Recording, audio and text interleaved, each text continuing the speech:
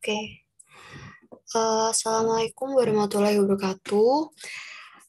Kami dari kelompok untuk topik buta, saya sendiri adalah Reisa Aulia Putri Isworo dengan akhiran NIM 40078 dan teman saya Rangga Eta Wardana dengan akhiran NIM 30088. Nah, di sini kita mengangkat suatu judul yaitu Yuk Mengenal Apa Itu Kebutaan. Dimulai dari definisi, mungkin bisa dimulai dari Rangga. Baiklah, yang pertama, apa itu kebutaan? Nah, kebutaan itu ialah kondisi di mana penglihatan seseorang sepenuhnya menghilang di satu mata, atau biasa disebut buta parsial, atau keduanya yaitu buta menyeluruh. Nah, kondisi ini dapat muncul secara tiba-tiba, seperti ketika mengalami cedera parah akibat kecelakaan atau sebagai komplikasi dari penyakit yang diderita.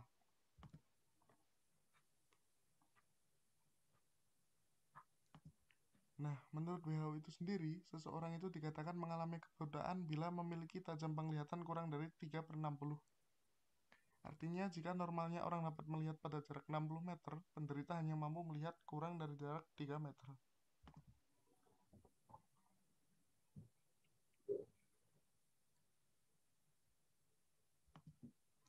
Nah, apa itu gejala dari buta? Nah, buta ini ditandai dengan hilangnya penglihatan.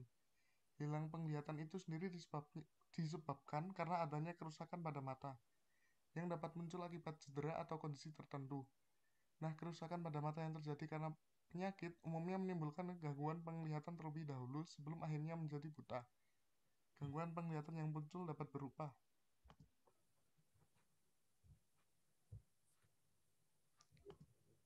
lensa mata keruh sehingga kejelasan penglihatan buruk, kemudian ketajaman penglihatan menurun atau kabur, kemudian mata terasa sakit, kemudian bisa juga rasa tidak nyaman di mata yang berlangsung lama, ataupun mata memerah.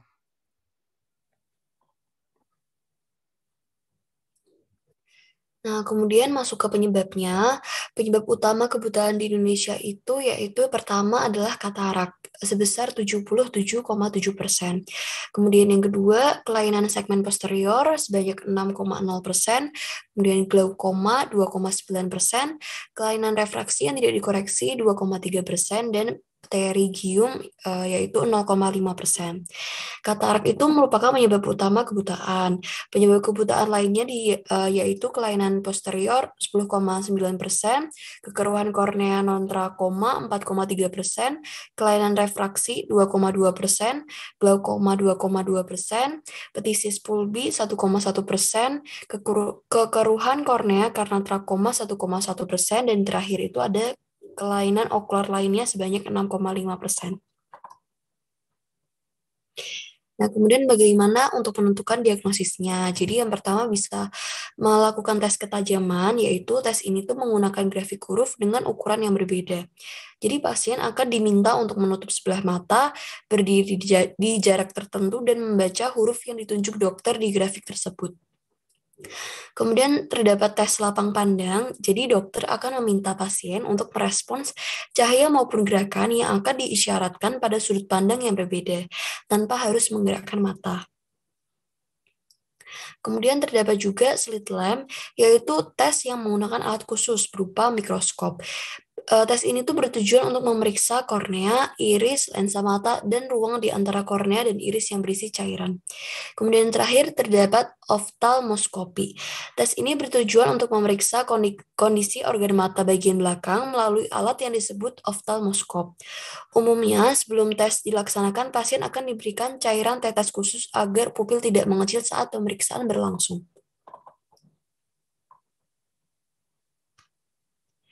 Jadi penyebab kebutaan itu merupakan penyakit yang dapat dicegah maupun diterapi sebanyak 80%. Pencegahan kebutaan merupakan suatu tindakan efektif yang dilakukan untuk menurunkan angka kebutaan. Terdapat juga pengobatan dan pencegahan penyakit kebutaan. Jadi, yang pertama adalah pemeriksaan mata tiap 2-3 tahun sekali bagi orang dengan usia di bawah 50 tahun dan setahun sekali untuk orang yang berusia di atas 50 tahun atau bila memiliki faktor resiko mengalami gangguan penglihatan. Kemudian cara kedua adalah hindari konsumsi alkohol dan merokok. Kemudian terapkan juga gaya hidup sehat seperti istirahat yang cukup. Kemudian konsumsi makanan bergizi seimbang dan gunakan peralatan keselamatan ketika melakukan aktivitas yang beresiko mencederai mata, seperti ketika berolahraga atau berkendara. Nah, kemudian bagaimana untuk pasien yang telah mengalami kebutaan? Jadi untuk pasien yang sudah mengalami kebutaan dapat beradaptasi dengan belajar huruf Braille, kemudian menggunakan peralatan khusus seperti komputer dengan keyboard huruf Braille, tongkat pembantu, memanfaatkan anjing sebagai pemandu jalan, dan yang terakhir memanfaatkan fitur navigasi GPS dengan suara untuk berjalan.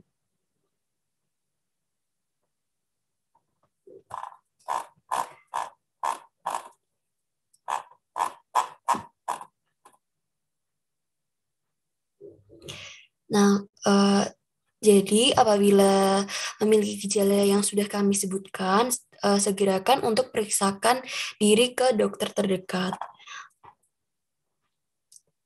Mungkin cukup segitu saja dari kami. Mohon maaf apabila terdapat salah-salah kata dari kami berdua.